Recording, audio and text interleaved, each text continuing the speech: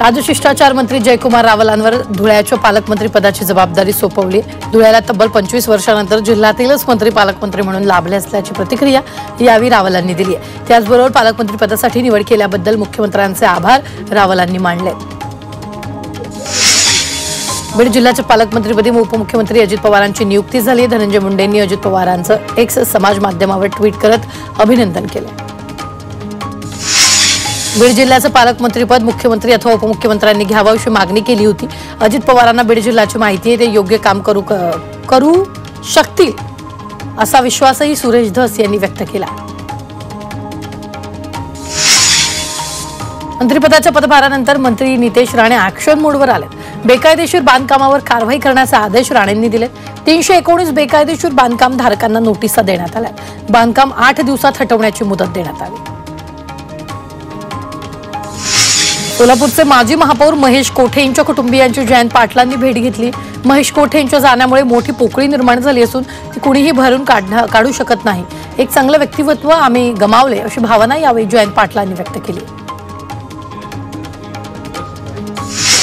नंदुरबारमध्ये भाजपच्या वतीने सदस्य नोंदणी मोहिमेला सुरुवात करण्यात आली। शहरातील बाजारपेठेत आणि घरोघरी फिरून सदस्य नोंदणी अभियान राबवलं जात आहे। जगातील सर्वात मोठा पक्ष म्हणून भाजप पुढे येत असल्याचं भाजप सरचिटणीस विजय चौधरींनी यावेळी म्हटलं।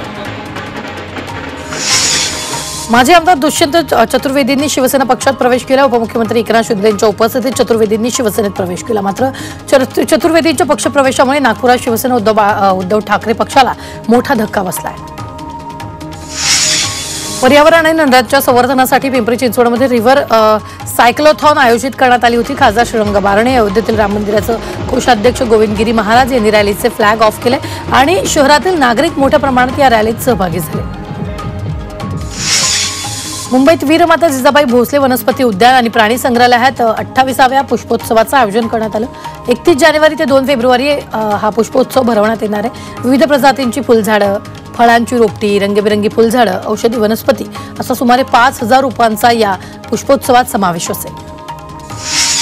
अकोला जिल्हाधिकारी कार्यालयात सनद वाटप कार्यक्रमाचं आयोजन करण्यात आलं।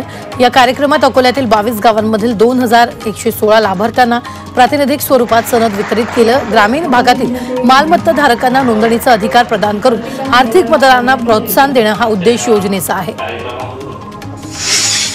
महाराष्ट्र राज्य माध्यमिक आणि उच्च माध्यमिक शिक्षण मंडळाकडून कॉपीमुक्त जनजागृती सप्ताह राबवण्यात येणार आहे। 10वी आणि 12वीच्या परीक्षेत गैरप्रकार रोखण्यासाठी कॉपीमुक्त परीक्षांसाठी 20 ते 26 जानेवारी या कालावधीत जनजागृती सप्ताह राबवण्यात येणार आहे।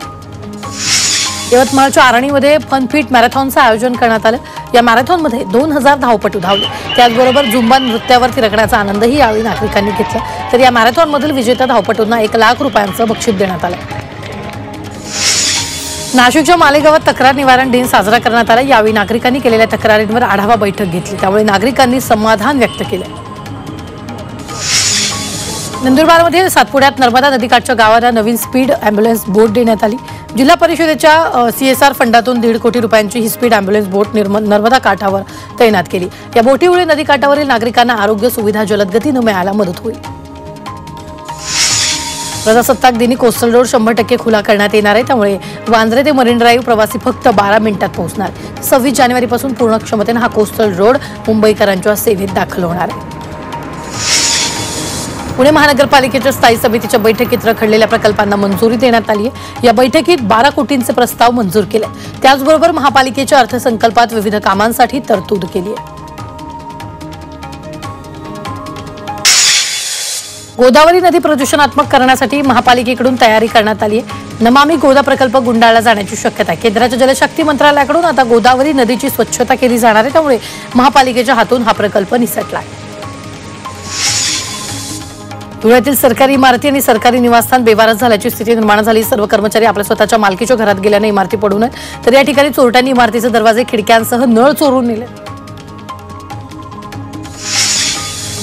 वाशिमच्या मंगरुळपीर तालुक्यातील जल जीवन मिशन अंतर्गत नळ योजनेचं काम रखडले। योजनेचा कालावधी पूर्ण होऊनही काम अपूर्ण असल्याने ग्रामस्थ आक्रमक झालेत। ग्रामस्थांनी प्रशासनाकडे तातडीने हे काम पूर्ण करण्याची मागणी केली आहे, अन्यथा आंदोलनाचा इशारा देण्यात आला आहे।